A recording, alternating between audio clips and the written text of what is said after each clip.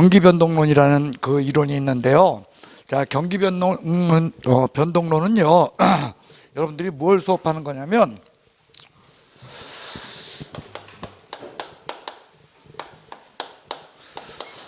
순환적 경기변동과 비순환적 경기변동이 있다. 일단 이 두 가지를 구별하는 거예요. 그래서요, 비순환적 경기변동에는 우발적 경기변동이라는 게 있어요. 그래서 그 우발적 경기변동은요, 거기 뭐라고 적혀 있냐면은 무작위적 변동이다라고 되어 있어요.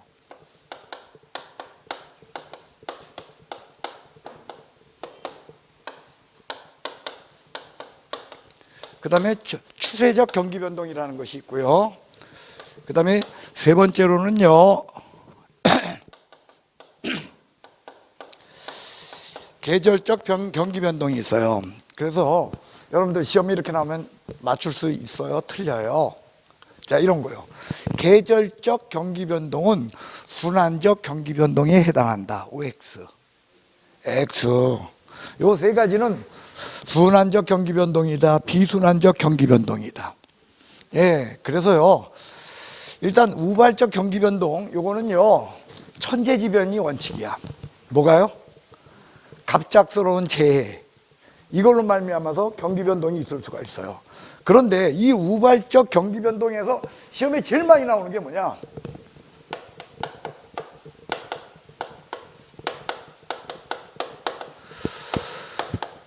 국가의 기습적인 정책 변화에 의한 경기변동도 우발적 경기변동에 해당한다는 걸 잊어서는 안 돼요. 우리가 저게 무작위적이고 그 다음에 우발적이다 보니까 인간이 아닌 천연재해에 의해서만 저 우발적 경기변동이 있는 줄 아는데 그렇지 않다는 거예요. 국가의 갑작스러운 정책 변화, 이것도 우발적 경기변동에 해당한다. 요거 기억하시는 거예요. 그 다음 추세적 경기변동이라고 하는 이 부분은 뭐냐면요, 이건 장기 중에 장기로서의 경기변동으로 우리는 이런 거예요. 자, 제가 여러분 나이 때부터 지금까지 들어왔던 게 뭐냐면 이런 거예요. 경기가 너무 안 좋아, 너무 먹고 살기 힘들어, 그 얘기만 지금까지 들어왔거든. 항상 좀 그 얘기만 들었어요. 그러면은 한 3, 40년 동안 그러면 사람들이 더 못 살게 됐어야 되잖아. 근데 더 못 살게 됐어? 아니면 어쨌든 더 잘 살게 됐어? 그렇죠? 그 얘기는 뭐냐면 일정한 추세가 이렇게 올라가는 추세 속에서 살고 있다는 거죠. 이런 추세 속에서 결국 뭐냐면 이 속에서 이렇게 경기 변동이 있는 거야. 그래서 좋을 때도 있고 나쁠 때도 있고, 좋을 때도 있고 나쁠 때도 있고, 좋을 때도 있고 나쁠 때도 있고 하는데 가는 게 점진적으로 어쨌든 올라가는 그런 형태로 살아왔던 거고요. 그런데 어느 때는 이렇게 떨어지는 이런 추세 속에서 살고 있죠. 대표적인 게 요새 그 한 2, 3년 동안 뭐가 있었어? 코로나라는 사태, 그것 때문에 요새 어쨌든 경기 변동의 추세는 어떤 거예요? 추세 자체가 나쁜 추세 속에서 경기 변동이 일어나고 있죠. 그래요. 그래서 어째 이 추세적인 현상을 이끄는 것은 뭐냐면 이런 거요. 글로벌한 전 세계적인 뭐냐면 경제 혁명이에요. 그래서요, 농업혁명이 있었고요. 어느 때? 몇만 년 전에 농업혁명이 있었던 거고, 그 다음에 산업혁명이 있었고요. 그죠? 그 다음에 정보혁명이 있었고요. 이러면서 결국 추세 자체가 좋아지는 쪽으로다가 흐르고 있죠.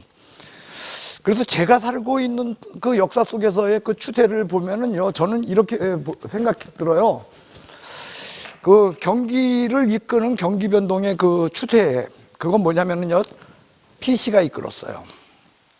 제 기억 속에는 PC, 컴퓨터라고 하는 이것은요, 여러분들 단순하게 그 개인 모니터 그게 PC일까요? 아니면 그것 때문에 소위 말해서 따따따라고 하는, 그죠? 그 망이 형성됐어. 거기에 그래서 익스플로러라든지 아니면은 지금은 구글 클롬이라든지, 그죠? 아니면 네이버 뭐 거기에 웨일 하면서 그런 전혀 과거에 예측지 못했던 그런 것들이 그 경기를 갖다가 경기를 이끌어가는 그런 이 추세 현상을 이끌었던 것들이에요. 그게. 근데 그 원동력이 다 사라질 때쯤 되니까 스티브 잡스라는 사람이 나와가지고 그죠? 전화기에 불과했던 이 핸드폰을 뭘로 만들어 버렸어? 그죠? 이걸 갖고 그죠? 완전 이 안에 옛날 PC의 그 기능을 넘어서는 클라우드라 그러잖아요. 그죠?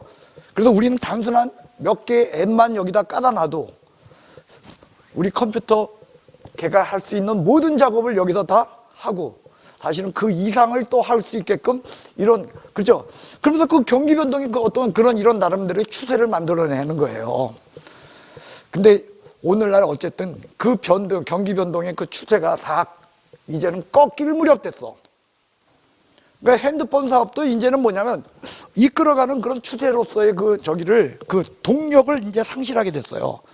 그러니까 그 다음 거를 갖다가 전 세계에서 그 다음 걸 찾은 거야. 그러면서 사람들이 보통 예측하기는 AI 쪽으로 생각했어요. 인공지능, 로봇, 뭐 이쪽 아니면 바이오 쪽이다. 추세는 그런 쪽이다라고 생각했는데 난데없이 다른 게 튀어나왔어요. 오늘의 추세는 뭐다? 테슬라야. 테슬라. 테슬라의 주가는 전 세계 자동차 합친 가격보다 테슬라의 주가가 높아요. 그 얘기는 자동차보다 주식 가격이 합친 것보다 높다는 것은 그건 뭐냐? 테슬라 자체가 대단한 게 아니라 걔가 뭘 만들고 있다 지금? 경기 변동의 새로운 추세를 이끌어가고 있는 거예요. 그래서 오늘날은 테슬라가 지금 추세가 됐죠. 그래서 그렇게 끌어가고 가는 것 이런 걸 우리는 추세적 변동이라고 이야기하는 거야. 순환적, 비순환적. 비순환적. 가장 대표적인 거. 제일 긴 거야 이게. 됐어요? 여기에 대해서 계절적 변동. 계절적 변동하면 여러분들 이거는 뭐가 떠오르냐면은 우리 대학가에 있는 그 저기 자취방들이 있죠. 예, 봄이면 어떻게 돼? 몰려들고, 그죠? 또 그 방학철이면 방 다 나오고, 또 봄이면 몰려들고, 이런 것들이 무슨 변동? 계절적 변동으로, 자, 순환적, 비순환적. 예, 여기에 대해서 순환적 경기 변동은 사인 커브를 그리는 거예요. 저는 여기 코사인 커브로다가 그릴게요. 해서요, 이 국면, 요걸 우리가 회복 국면이다 이렇게 이야기해요. 그리고 요 윗부분, 요걸 상승 국면. 그리고 요 부분, 요걸 후퇴 국면. 요걸 하향 국면이다. 예. 그래서 이런 상승, 후퇴, 회복, 하향, 얘가 되풀이되는 현상. 이게 계속 되풀이되는 거야. 그러니까 뭐요? 순환적 경기 변동으로 부동산 경기 변동의 특징은요, 요걸 갖고 우리는 진폭이라 그래요. 요 진폭이라는 요 용어도요, 이 물리학적 용어하고 달라요. 이런 것들도요, 학개론 교수님들이 좀 반성해야 될 부분이에요. 저점에서부터 고점가의 그거를 우리는 진폭이라고 이야기하는데, 물리학적으로 볼 때 진폭의 개념은 어떤 거냐면 이겁니다. 요게 진폭이야. 근데 학개론에서 진폭은 어떤 거요? 이걸 진폭으로 보고 있어요. 잘못된 개념이에요. 근데 잘못됐다고 우리가 막 뭐라 그래야 돼? 아니면 우리 갑이야, 을이야? 우리 따라가야지 뭐. 그래서 진폭은 고점과 저점. 요걸 진폭이라고 하고요. 그 다음 요거요. 요걸 우리는 주기라 그래요. 그래서 부동산 경기 변동의 특징은 이겁니다. 진폭 커, 주기 길어. 그래서 일반 경기 변동 우리가 이야기할 때 이걸 죽을라 변동이라 그래. 살래 죽을래. 죽을라 그거의 2배예요. 부동산 경기 변동은 일반 경기 변동보다 그러니까 주기가 어떻다? 길어요. 그리고 이 저점과 고점의 그 폭이 크다 작다. 크다 그게 시험 문제야. 작다 하면 틀려. 부동산 경기 변동은 됐어요? 그게 특징이고요. 그 다음 이거요. 부동산 경기 변동은 절 좀 보시오. 요 모양이 깔끔하게 잘 나온다, 아니면 저게 좀 어수선하게 나온다. 저게요, 제대로 저 고점 저점 뭐 저 모양 자체가 저렇게 나오진 않고, 모양 자체가 뭐 좀 이상하게 뭐 생긴 이런 모양으로 나와요. 정확하게 모양이 형성되질 않아요. 그 이유는 뭐냐면, 우리가 부동산 경기 변동이라고 할 때 그 부동산은 사실은 부동산은 하나요, 여러 개의 부동산으로 이루어져 있어요. 주택도 있고 상가도 있고 공장도 있고 토지도 있고, 그리고 얘네들은 다 경기 변동 폭이 서로 다 달라. 이런 것들을 혼합해서 보다 보니까 모양 자체가 어때? 일정하다 아니면은 불규칙하다. 그게 답이야. 다시요. 주기와 진폭이 어떻다? 크다야. 작다가 아니고. 그 다음에 모양이 규칙적이다 아니면 불규칙적이다. 시험에 나온 적 있어, 없어? 있다, 이게 시험에 나와. 근데 이거 틀리는 사람 이상한 사람 아니요? 아유, 그런 겁니다. 모양이 불규칙적이요. 그래서 이렇게 여러 개의 부동산이 있어서 이런 현상 벌어지고, 그 다음 이거요. 부동산 경기 변동에서 꼭 기억하셔야 될 게 이거요.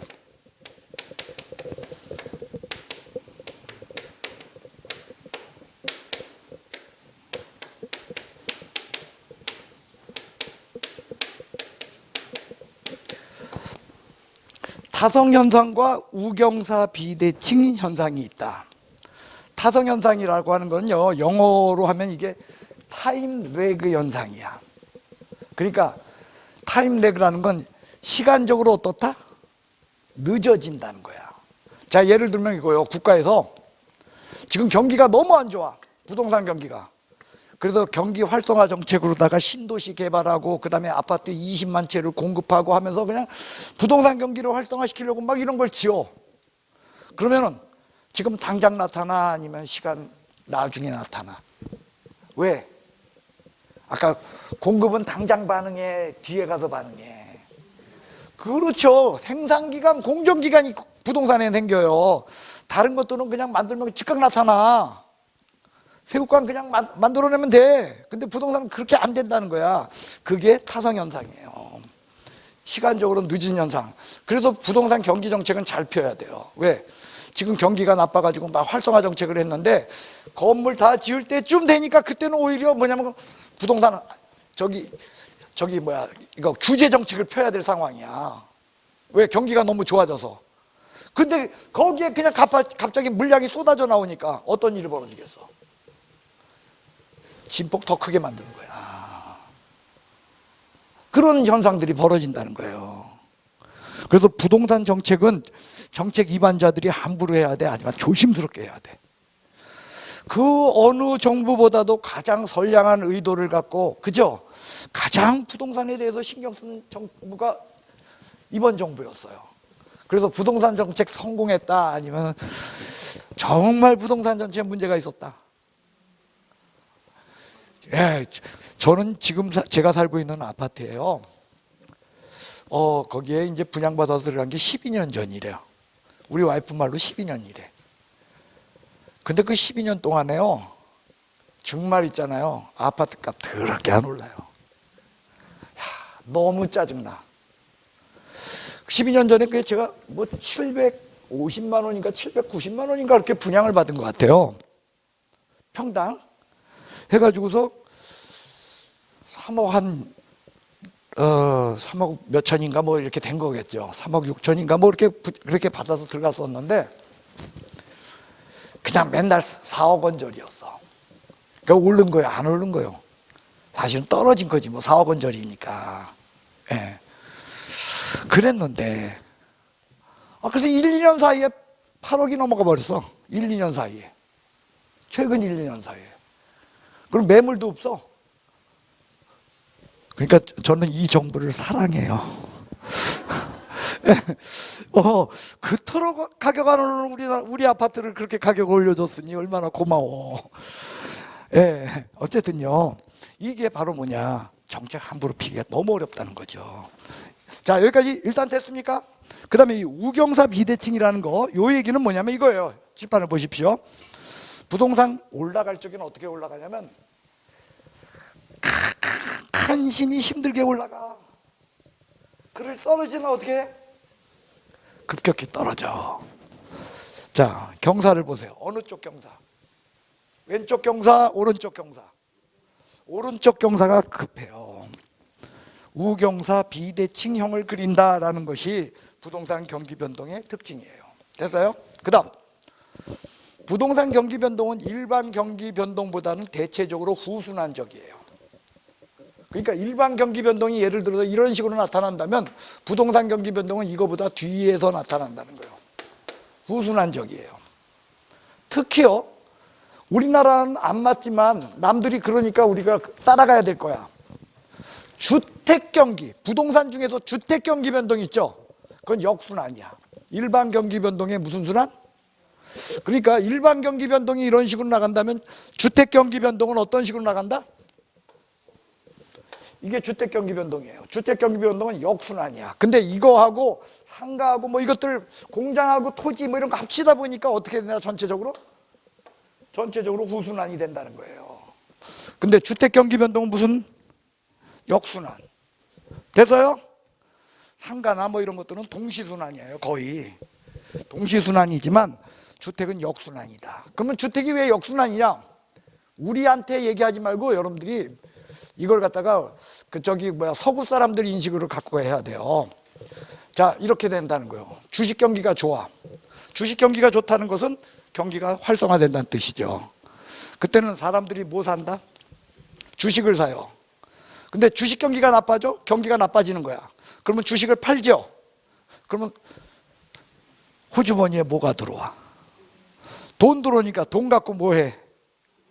에이, 부동산이나 사자 하고서 그러고서 집을 사게 돼. 그러니까 오히려 경기가 나빠질 적에 부동산 주택 경기는 어떻게 된다? 좋아진다는 거예요. 그러니까 무슨 순환? 역순환이야, 주택은. 됐어요? 이해가 가십니까? 진짜로요? 그래서 전체적으로는 어떻다? 후순환적이다. 일반 경기보다 변동보단 뒤에 나타난다. 여기까지가 시험에 요 부분이, 지금 여러분들이 본 요 부분이 시험에 있잖아요. 여기까지가 한 0.6문제 정도의 이야기야. 0.6. 그리고 나머지 0.4가 바로 뭐냐면 거기 마지막 이야기예요. 마지막 이야기 요겁니다.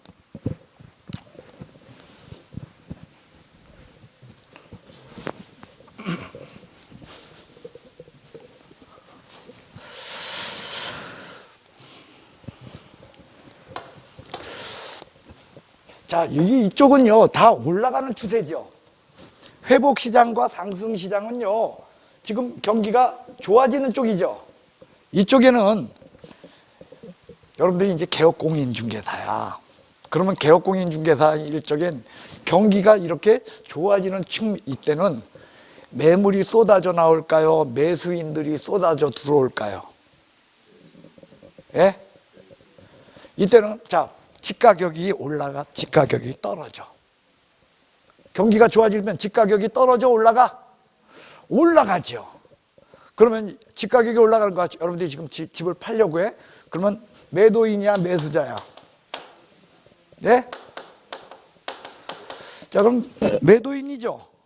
그럼 매도인인 여러분 입장에선 집값이 오늘 팔면은 3억 5천인데 일주일만 참았다 팔면 3억 6천 돼. 한 달만 참으면은 한 4억 될 것 같아. 그럼 지금 팔아, 안 팔아? 경기가 좋아지고 집값이 오르죠? 그러면 매물이 사라져 버려요. 매도자가 없어져 버린다는 거예요. 반면에 부동산 공인중개사 사무실에 누가 그렇게 들락거리고 나타나? 매수자, 사겠다는 사람들만 몰려와. 한마디로 누가 갑이야? 이런 올라가는 이런 측면에 이쪽에서는 매도자가 갑이에요. 됐어요? 반면에 이렇게 떨어지는 시장이야. 일주일 뒤에 있으면 1,000만 원 손해볼 것 같고 2주일 뒤에 팔면은 2천만 원 손해볼 것 같아. 그러면 여러분들 같으면은 나중에 팔라 그래? 지금 당장 팔라 그래? 예? 그러니까 매도인들은 어떻게? 매물을 쏟아내요, 부동산. 반면에 매수자들은 지금 살려고 그런다, 꾹꾹 참아본다. 조금 더 떨어지겠지, 조금 더 떨어지게 하고 참았다 살려고. 한마디로 있죠. 물건은 쏟아져 들어오는데 살려고 하는 사람은 한산해. 살려고 하는 사람은 안 나타나고 있다는 거예요. 이때는 누가 갑이야? 이렇게 떨어지는 쪽에서는요, 매수자가 갑이에요. 됐어요. 시험 문제는 저거예요. 상도하수요. 상도덕이 없잖아. 그러면 그 사람 하수야. 고수요, 하수요? 상도덕이 없으면 하수야. 그래서 이거요, 회복시장에선 누가 중요시 된다? 상승시장에선 누가? 그거요, 후퇴나 하향시장에선 누가? 매수자가 갑이다. 매수자가 중요시 여긴다. 그 뜻이에요. 됐어요? 상도하수 외우기가 어려워. 되게 할 수 있어. 저거야. 됐어요? 그 다음, 요 시장에서는 과거에 거래됐던 거래가격은 새로 거래되는 가격의 하한가를 형성한다는 거예요. 무슨 가? 왜? 가격이 올랐잖아. 오르니까 과거 거래 가격은, 그러니까 이거예요. 지금 경기가 참 좋아져서 부동산 가격이 계속 올라요. 일주일 전에 지금 여기에 3억 5천에 거래됐는데 지금 아마 한 돈 1,000원 더 줘야 될 겁니다 하고, 일주일 전에 거래됐던 그 3억 5천은 가격을 책정함에 있어서의 무슨 가격을 형성해? 하한가를 형성해서 그것보다 더라는 그게 된다는 거예요. 반면에 이쪽 시장에서는 지금 경기가 안 좋아가지고 일주일 전에 저거 3억 5천에 거래됐는데 지금 더 떨어졌어요. 과거에 거래됐던 가격은 무슨 가격을 형성한다? 얘가 답이라는 거요. 그래서 이거야. 시험 문제가 여러분들 뭐 회복시장, 상향시장 이런 거 나왔어. 회복시장, 상향시장을 전부 여러분들이 어떻게 읽으냐면 상으로 읽으면 돼. 다 올라가는 거 아니야. 그럼 뒤에 가서 상 나왔는데 또 상이 나오면 틀리는 거야. 상한가라고 또 적혀 있어. 그럼 마저 틀려. 시험이 이렇게 나온다는 거예요. 회복시장에서는 과거에 거래됐던 금액은 상한가를 형성한다. OX. X. 왜? 회복시장. 뭘로 읽어? 상. 근데 뒤에 가서 또 상이라고 또 나왔어. 그러면 마저 틀려. 그럼 무조건 틀린다는 거예요. 다시요. 후퇴시장. 뭘로 읽으면 돼요, 여러분들은? 하. 과거에 거래됐던 금액은 하한가를 형성한다. OX. 왜? 하 나오면 상 나와야 돼. 죄송합니다. 하 나오면 상 나오고 상 나오면 하 나와야 돼. 이게 그렇게 어려워? 다시요. 여기는 두 가지예요. 이렇게 된다는 거예요. 상승시장에서는 매도인이 중시되는 시장이 되고, 이전에 거래됐던 금액은 하한가를 형성하게 된다. OX. OX? 이렇게 된다는 거예요. 됐어요? 맞출 수 있어? 틀리겠어? 맞춰야죠. 그죠? 상도 하수. 상 나오면 하. 하 나오면 상. 됐어요? 여기까지. 그 다음.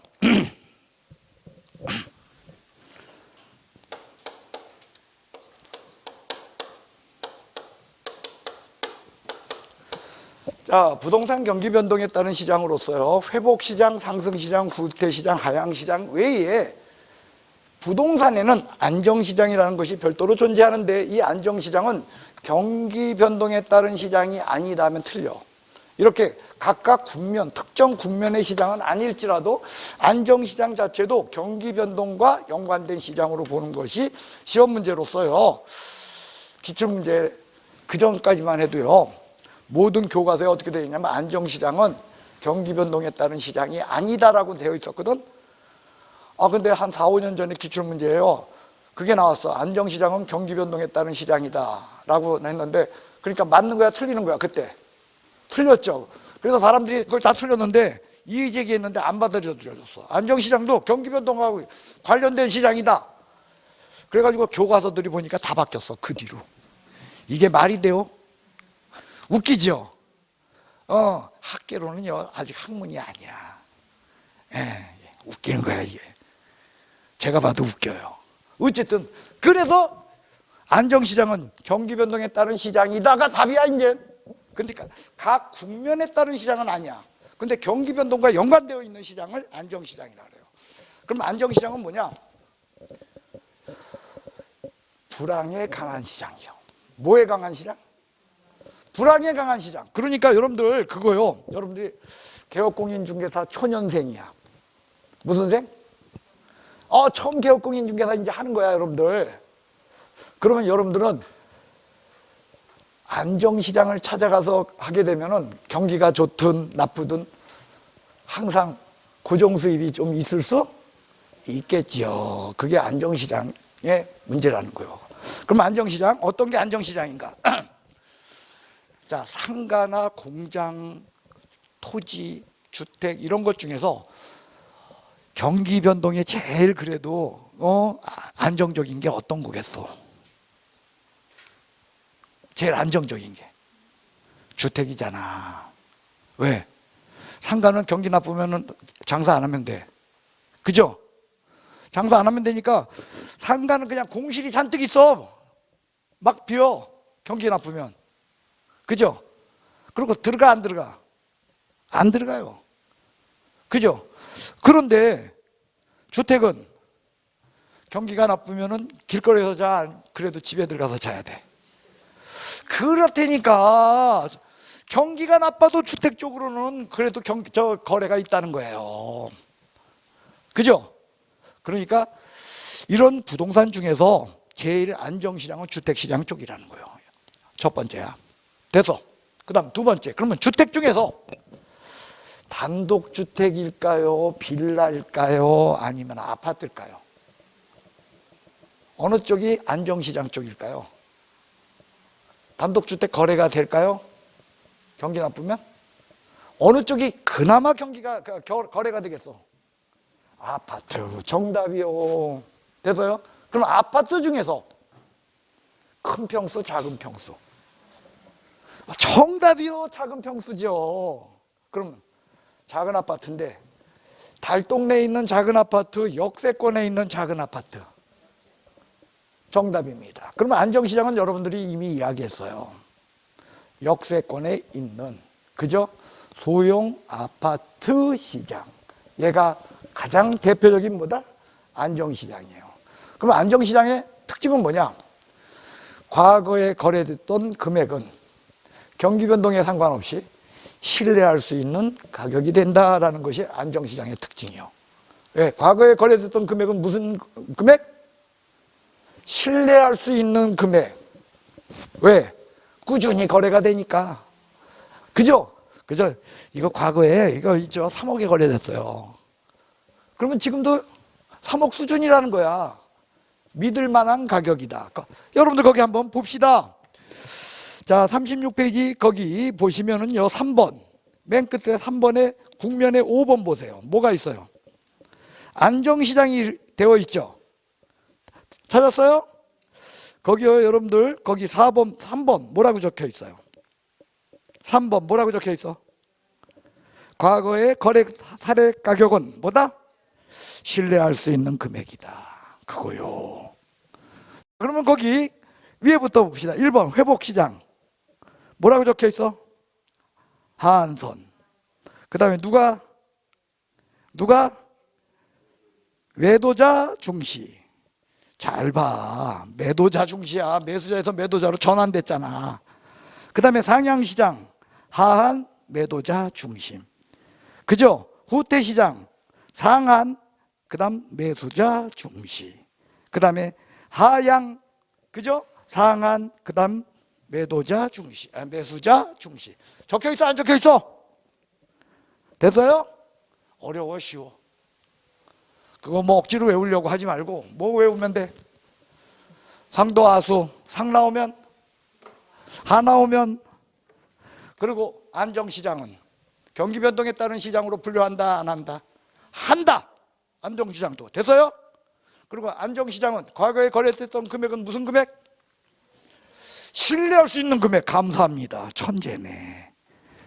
자, 이렇게 해서요, 여러분들과 제가 여기까지 이제 다뤘습니다. 그 다음 38페이지를 보십시다.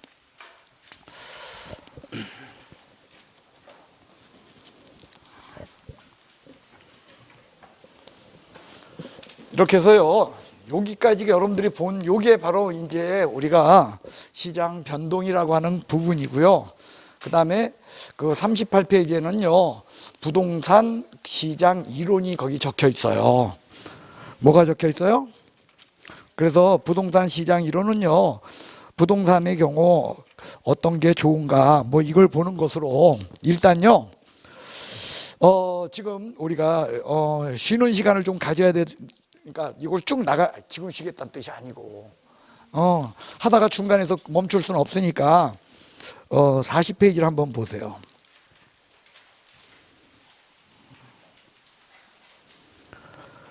거기 보면 정보의 현재 가치, 정보 가치 구하는 거 수업한 적이 있었어요? 없었어요? 지난주에.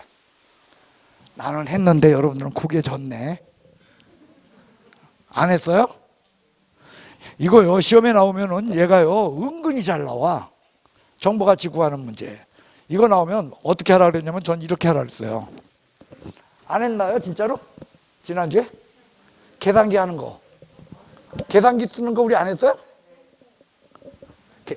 계산기 쓰기 안 했어요, 우리? 지난주에? 아유, 계산기 쓰는 거. 계산기 쓰는 걸 안 했어요? 그러면 계산기 쓰는 거 합시다. 일단요, 여러분들 핸드폰을 다 꺼내세요. 계산기를 안 갖고 왔을 테니까 핸드폰에 계산기 다들 꺼내 보시기 바랍니다. 그래서 핸드폰에 계산기 앱을 펼쳐 보세요.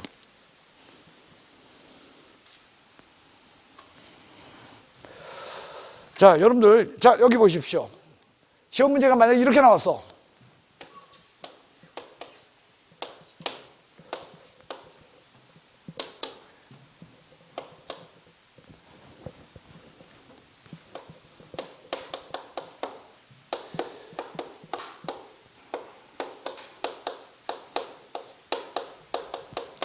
자, 97만 5,600원에서 15%를 빼래. 그럼 이거 여러분들 계산 어떻게 할래? 예? 곱하기 0.85. 그래, 이거 빼니까 곱하기 0.85. 정답이에요. 그렇게 하면 좋죠? 그러니까 곱하기 0.85 이게 정답인데 할 줄 알아? 그렇게 머릿속으로 생각했어? 15%를 빼면 이거 계산기는 어떻게 하면 되냐면 이렇게 칠하는 거예요. 97 00 칠래 안 칠래? 계산기 가능한 한 빨리 치는 게 좋잖아. 0은 치지 마.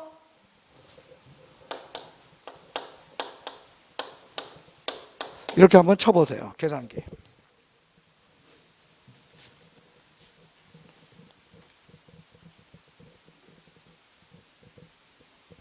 얼마 나와? 크게 얘기해. 내가 계산기 없잖아. 얼마 나와요? 예? 8. 8이 9, 2, 6. 그러니까 82만 9,260원. 얘가 답이겠네. 그러면요, 그거 맞는지 틀리는지, 아까 저분이 뭐라 그랬냐면 이거 하면 된다 그랬잖아. 97만 5,600원. 여기에다 곱하기 몇 프로? 15% 뺀 거니까 85%지. 이거에서 이 값 나오나 한번 해봐.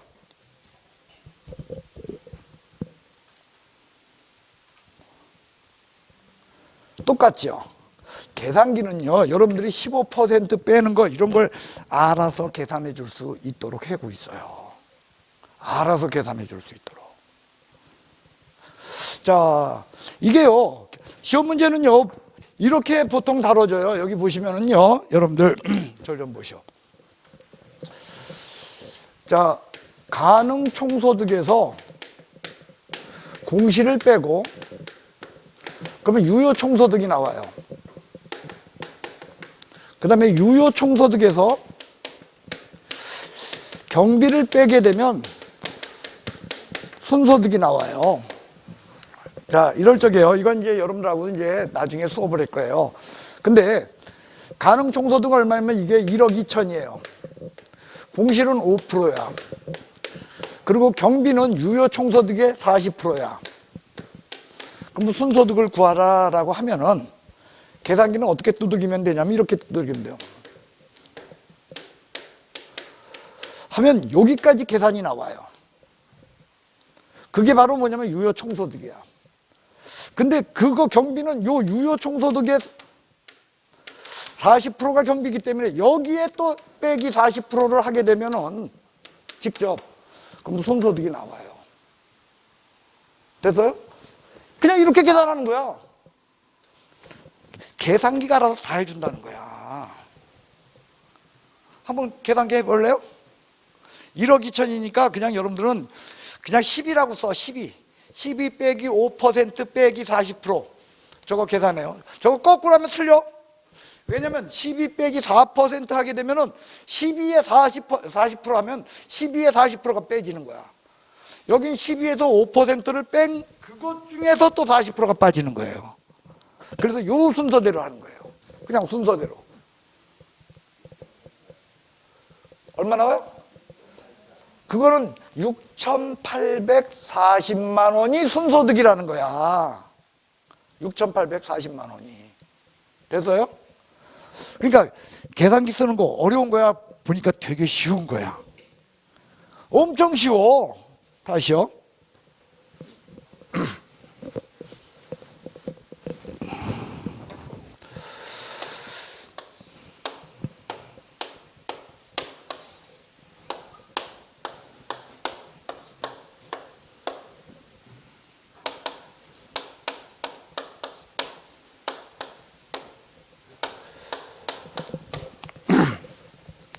3억을 지금 예금했어요.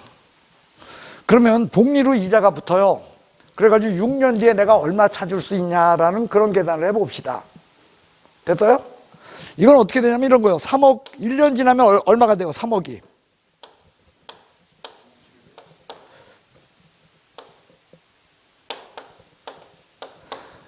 이렇게 되겠죠. 7% 이자가 붙었으니까. 또 1년 지나면 어떻게 되겠어?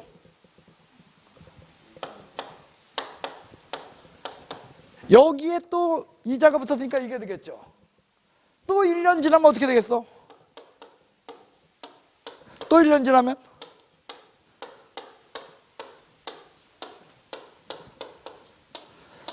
(1.07을) 3억에다 몇 번 곱하는 거예요? 6년이니까 6번 곱하는 거죠. 그죠? 됐어요? 그럼 이거 계산기로 어떻게 두들기는 거야, 여러분들?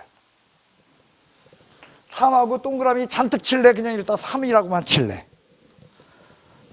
그 다음 곱하기 뭐 쓸래? 됐죠? 여기 됐어요? 됐어요.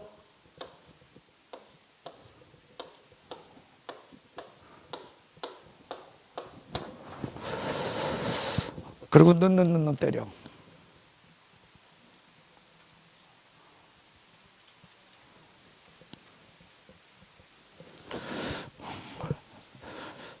단 여러분께 지금 LG 거 있는 사람 있죠?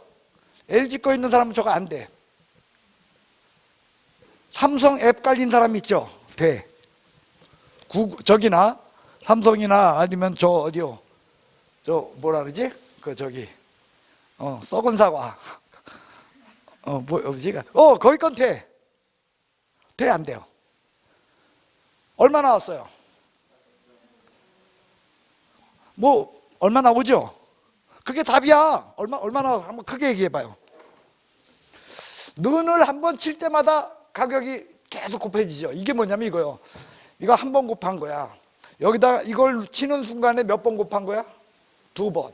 요거 3번, 4번, 5번, 6번. 그러니까 눈만 6번 누르면 돼요. 저렇게. 계산기 되게 편해. 그러니까 여러분들은 우리가 있잖아요. 학개론에서 계산 문제가 10문제 나온다는데 그 10문제 중에서 5문제만 맞추면 성공하는 거 아니요? 그러면 그 5문제를 맞추기 위해서 계산기를 기계적으로 쓸 수 있는 그 방법을 여러분들이 알아놓는다면, 기계적으로 이 문제는 이렇게 계산기 두들긴다, 이 문제는 이렇게 계산기 두들긴다, 그것만 알아놓는다면 뭔지 몰라도 맞출 수 있어. 틀려. 맞출 수 있다는 거예요. 됐어요? 자, 계산기. 만약에 이게 이때 3억이 지금 얼마냐라고 할 적에는 어떻게 하면 될까요? 지금 얼마냐고 할 때. 곱한 거니까 이걸 어떻게 하면 돼? 곱하는 거야? 나누는 거야? 나눠가지고서 넣는 쳐주면 돼. 그때는 곱하기가 아니고 나누기로. 다 지금 뭐 여러분한테 제가 얘기를 하는 게 좋겠어? 아니면은 저기 그 문제 할 때마다 다시 한 번씩 이건 이렇게 봅시다, 이건 이렇게 봅시다 연습해 놓는 게 좋겠어.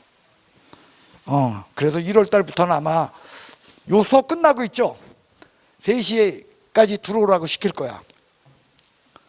밥 먹고 3시까지 들어오라고. 그래가지고 한 2시간 같이 이렇게 하는 거예요. 그래서요.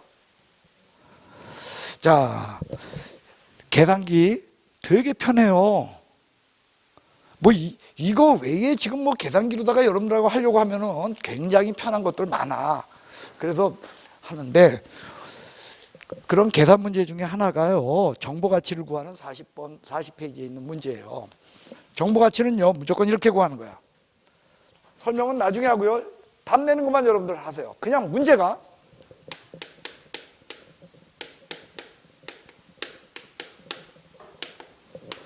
거기 돈이 2개 적혀 있어. 항상 큰 돈하고 작은 돈.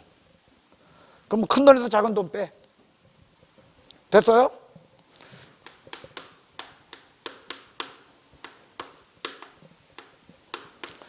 그리고 안 될 확률 곱해. 될 확률 곱해, 안 될 확률 곱해. 거기에 보면 신도시가 들어설 확률은 얼마요? 예? 신도시가 들어설 확률이 있을걸요? 안 적혀 있어? 분석되었고요. 문제도 틀려버렸네. 그거 안 들어서 틀렸었잖아요.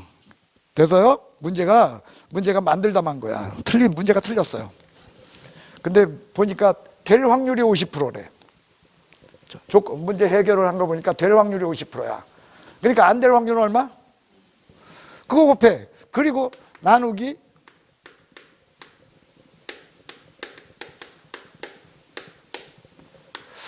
1 플러스 요구 수익률로 나누면 돼요. 요구 수익률 몇 프로래요? 10%라고 돼 있죠? 거기다 1 더하면 얼마야? 1.1로 나누라는 거예요. 저 순서대로 계산하는 거야. 자, 다시요. 어떻게 하라고? 큰 돈에서 작은 돈 빼. 얼마 나와? 계산기 두들겨요. 큰 돈 얼마? 작은 돈 얼마? 됐어요? 예?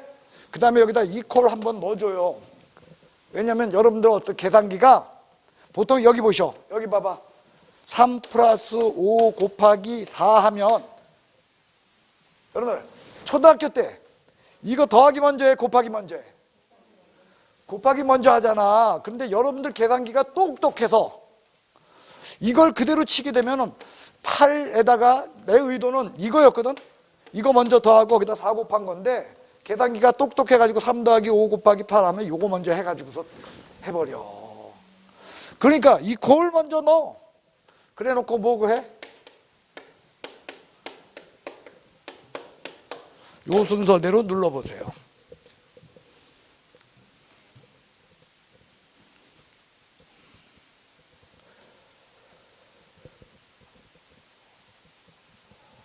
얼마 나와? 나는 암산으로 되는데 누구는 계산기 두들기면서 안 돼. 얼마 나와? 그죠? 1 나와요? 1000 나오죠? 1000 나오죠? 거기 답 봐요. 답 얼마인가? 정보가치. 정보가치 얼마래요? 정보가치 얼마? 정보가치 1000만 원이 답이에요. 그거 그 짓 해줘야 돼? 아니면 저렇게 해버려?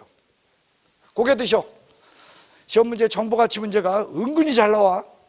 그럼 여러분들 어떻게 계산해? 뭐에서 못 뺄래? 그리고 뭘 곱해줄래? 될 확률, 안 될 확률.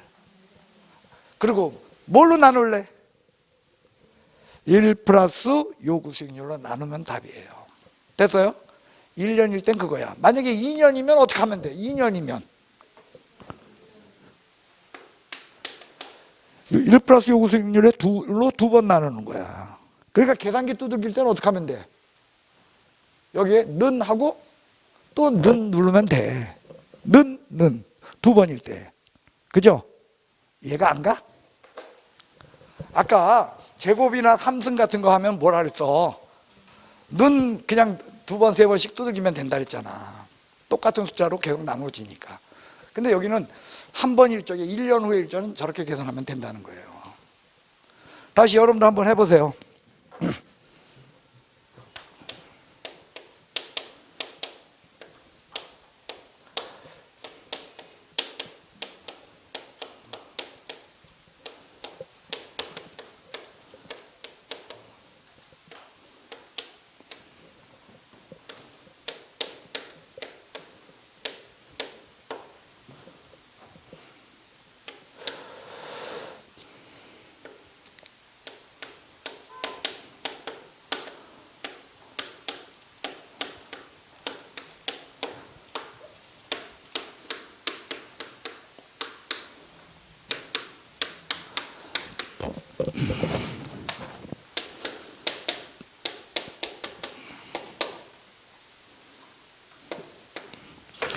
자, 이런 문제가 있었어요. 어떻게 할래? 큰 돈에서 작은 돈을 빼세요. 됐어요? 그 다음에 뭐 곱할래? 0.6을 곱하고 얼마로 나눌래? 1.1로 나눠보세요. 답 얼마 나오?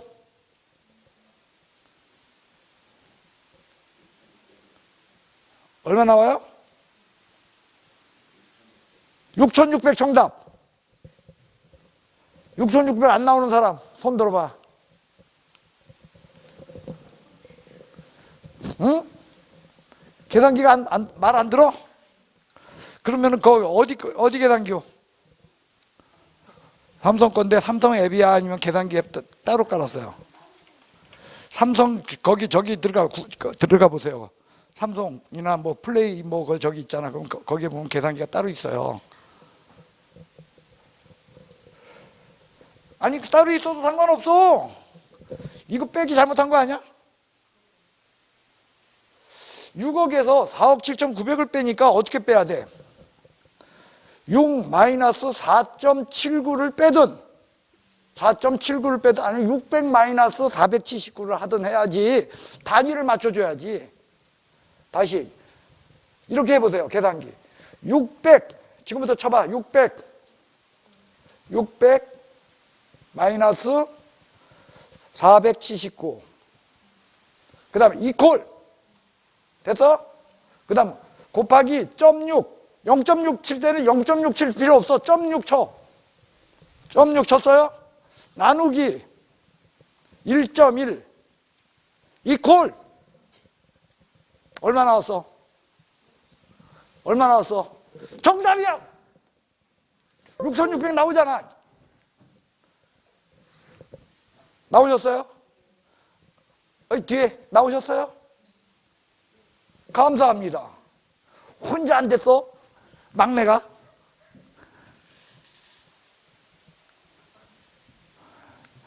되시죠?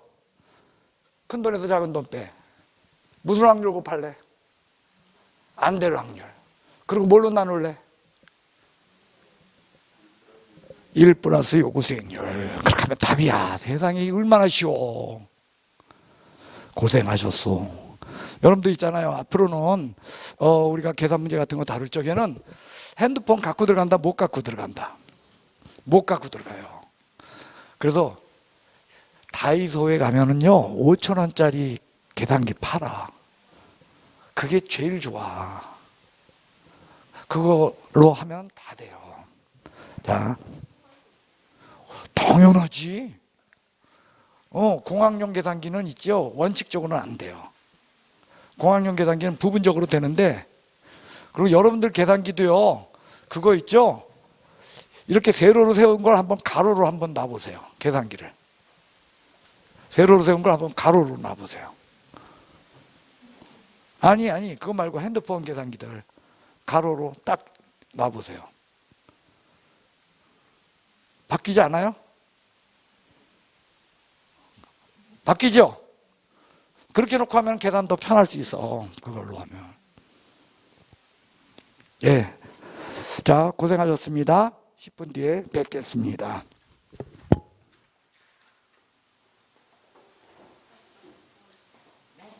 그죠?